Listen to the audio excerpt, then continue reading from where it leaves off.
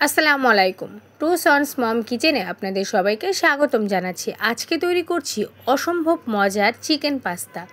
আমার এই পাস্তা রেসিপিটি যদি আপনি ফলো করে বাড়িতে বানান তাহলে আর রেস্টুরেন্ট থেকে পাস্তা কিনে খেতে হবে না। অসম্ভব মজার, ছোট থেকে বড় সবাই খুব পছন্দ করবে।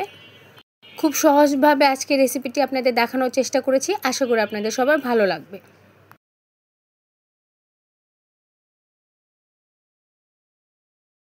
চুলায় একটি হাঁড়ি বসিয়ে আমি পর্যাপ্ত পরিমাণ পানি দিয়েছিলাম। পানিটা ফুটে এসেছে। এখন আমি দিয়ে দিচ্ছি 1 চা চামচের মতো লবণ এবং 2 চা চামচের মতো তেল। সামান্য একটু মিশিয়ে নিব। এখন দিয়ে দিচ্ছি 1.5 কাপের মতো পাস্তা। এখানে আমি মিক্সড পাস্তাটা নিয়েছি। এখানে একসাথে 3টা ডিজাইনের পাস্তা আছে। আপনারা চাইলে যে কোনো এক ধরনের পাস্তা নিয়েও এই রান্নাটা করতে পারেন। আর প্রত্যেকটা পাস্তার প্যাকেটে কিন্তু লেখা থাকে কয় মিনিট আপনি পাস্তাটা সেদ্ধ করে নেবেন। আমার পাস্তার প্যাকেটে 5 থেকে 7 মিনিট আছে। আমি 5 থেকে 7 মিনিটের মধ্যে এটা সেদ্ধ করে নিব।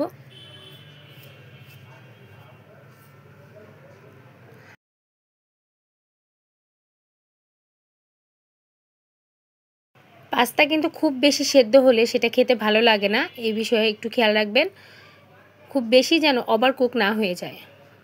আমার পাস্তাটা সেদ্ধ হয়ে গেছে। আমি এখন নামিয়ে পানি ঝরিয়ে নিব।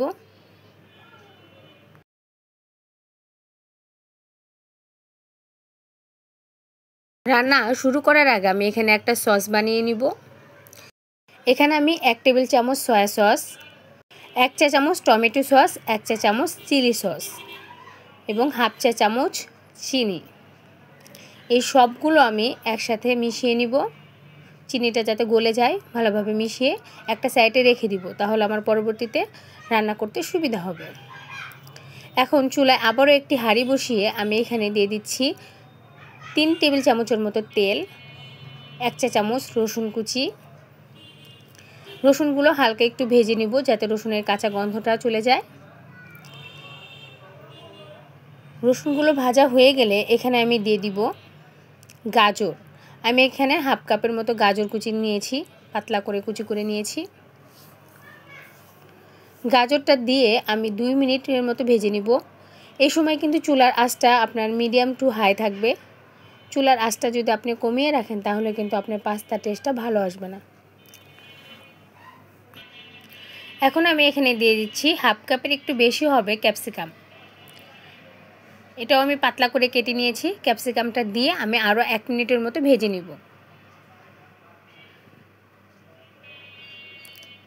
এখন দিয়ে দিচ্ছি হাফ কাপের মতো পেঁয়াজ কুচি। আমি এখানে 2টো পেঁয়াজ নিয়েছি। আমি একটি পেঁয়াজকে 4 টুকরো করে পার্ট টু পার্ট খুলে নিয়েছি। এখন এগুলো হালকা একটু মিশিয়ে নিব।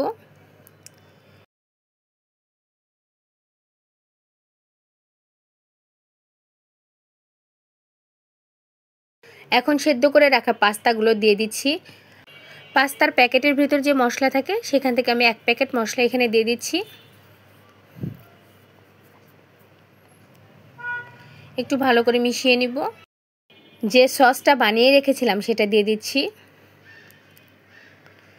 এখন ভালো মতো আবারও মিশিয়ে নিব। এখন আমি এখানে দিয়ে দিচ্ছি চিকেন। আমি আগে থেকে চিকেন ভেজে রেখেছিলাম সেটা দিয়ে দিচ্ছি।